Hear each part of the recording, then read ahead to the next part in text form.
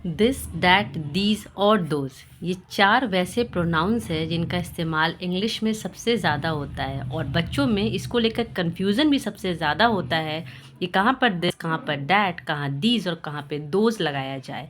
तो आज के इस वीडियो में हम यही सीखेंगे कैसे आप अपने बच्चों को ये चारों प्रोनाउंस के यूजेज यानी कि कहाँ इसे लिखा जाना चाहिए और क्यों लिखा जाना चाहिए ये क्लियर करवा सकें। तो चलिए फटाफट से वीडियो को शुरू करते हैं। तो सबसे पहले तो ये जान लेते हैं कि दीस और डैट यूज़ कहाँ होता है।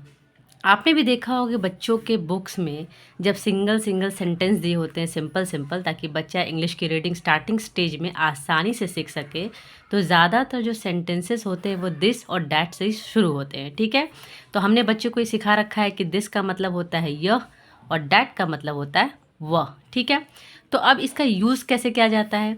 This is used for object near us, यानी कि जिस भी ऑब्जेक्ट या किसी चीज़ के बारे में हम बात कर रहे हैं अगर वो हमारे पास है, बच्चे को आप ऐसे समझाइए कि समझो बेटा ये मैं हूँ और मैं जिस चीज़ के बारे में बात कर रही हूँ वो अगर मेरे पास है तो फिर हम यूज़ करेंगे क्या, दिस।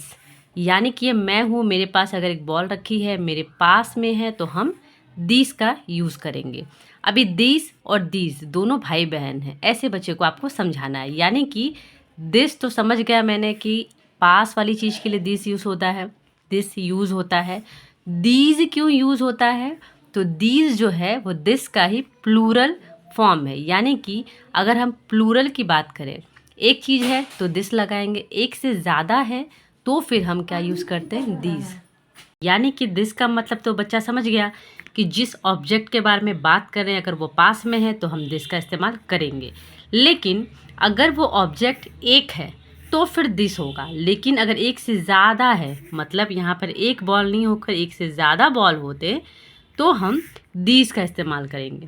तो बच्चे को सिंपल ये समझाना है कि अगर एक चीज़ है तो दिस होगा और एक से ज़्यादा है तो फिर हम दीज का यूज़ करेंगे। ठीक है, अब ये दिस और दिस तो क्लियर हो गया। अब बात करते हैं डैट और दोज की। तो डैट का यूज़ कब होता है, ठीक इसके ऑपोजिट, यानी कि जो ऑब्जेक्ट हमसे दूर है और हम उसके बारे में बात कर रहे हैं तो वहाँ पर लगेगा डैट। जैसे अगर मैं कह रही हूँ कि मैं हूँ और मेरे पास मेरे दूर पे कहीं बॉल रखी है तो इस बॉल के बारे में बात करने के लिए यानी इस ऑब्जेक्ट के बारे में बात करने के लिए हम डैट का यूज़ करेंगे। यानी that is used for object far from us, हमसे दूर होता है। अब सेम जैसे यहाँ पे प्लूरल फॉर्म है यानी एक से ज़्यादा है, वैसे ही जो वस्तु दूर में है वो एक से ज़्यादा अगर हुई यानी कि एक से ज़्यादा बॉल हुआ तो हम दोज का यूज़ करेंगे। ठीक है, अब बच्चे को दिस, दीज और डैट, दोज बहुत ही अच्छे से समझ में आ चुका है। दिस और दीज या डैट और दोज सिंपल है, ये तो डिस्टेंस बताने के लिए हो रहा है कि कोई चीज़ पास है तो दिस और दूर है तो डैट या दोज। ठीक है, कुछ एग्जाम्पल देके बच्चे को समझाएंगे। जैसे दिस इज़ अ ट्री, यानी कि अगर मैं बात कर रही हूँ कि यहाँ पर एक पेड़ है, कोई भी एक पेड़ है तो हम दिस यूज़ करेंगे, दिस इज़ अ ट्री, यह एक पेड़ है। दूर में है, मेरे से दूर पे है ट्री तो हम यूज़ करेंगे डैट इज़ ट्री, यानी कि वह एक पेड़ है। ठीक है, वैसे ही दीज आर रोजेज़, यानी कि एक से ज़्यादा गुलाब अगर हैं तो हमने क्या कहा, दीज आर रोजेज़, अगर मेरे पास में रखी हुई है।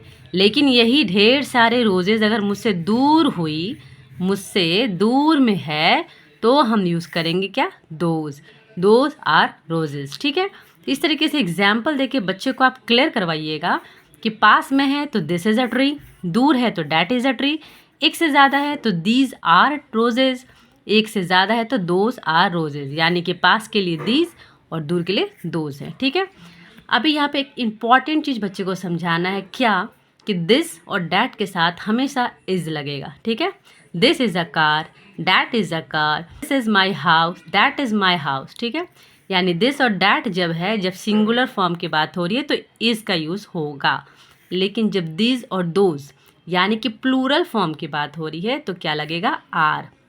This are bags, those are bags, यानी कि सिंपल है, दिस और डैट के साथ इज़ और दीज और दोज के साथ हमेशा क्या लगेगा, आर।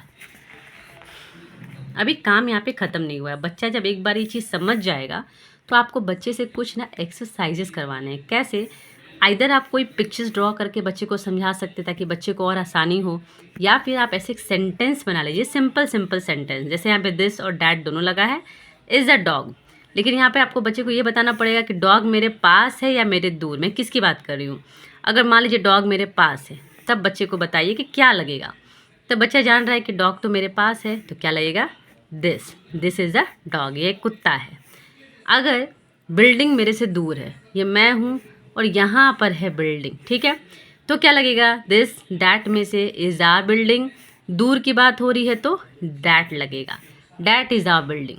तो इस तरीके से बच्चे को ना आप पिक्चर्स के थ्रू समझाएंगे कि ऑब्जेक्ट आपके पास है या दूर है, एक है एक से ज़्यादा है, ताकि बच्चे के दिमाग में दिस डैट दीज दोस्त का जो कंसेप्ट है वो बहुत ही अच्छे से क्लियर हो सके। जैसे यहाँ बुक में आप देखें पिक्चर्स बने हुए हैं और पिक्चर्स के साथ बच्चे को आइडेंटिफाई करने को कहा जा रहा है कि इसके लिए दीज होगा या डैट होगा, दीज होगा या दोज होगा। तो ऐसे बच्चे को ना समझने में बहुत आसानी होती है, बहुत ही क्लियर है। आप बहुत ही आसानी से बच्चे को दिस डैट दीज दोज का इस्तेमाल करना सिखा सकते हैं कि कहाँ पे इन चारों प्रोनाउंस का इस्तेमाल होता है, ताकि आपका बच्चा कभी भी इन प्रोनाउंस में कोई गलती ना करे। उम्मीद करती हूँ कि वीडियो आपके लिए यूज़फुल रहा हो। अगर आपके लिए वीडियो यूज़फुल रहा हो तो प्लीज़ हमारे वीडियो को लाइक करिए, शेयर करिए और हमारे चैनल हैप्पी पेरेंटिंग को सब्सक्राइब करना बिल्कुल मत भूलिएगा। तो मिलते हैं एक ऐसे ही इन्फॉर्मेटिव वीडियोज़ के साथ। Thank you.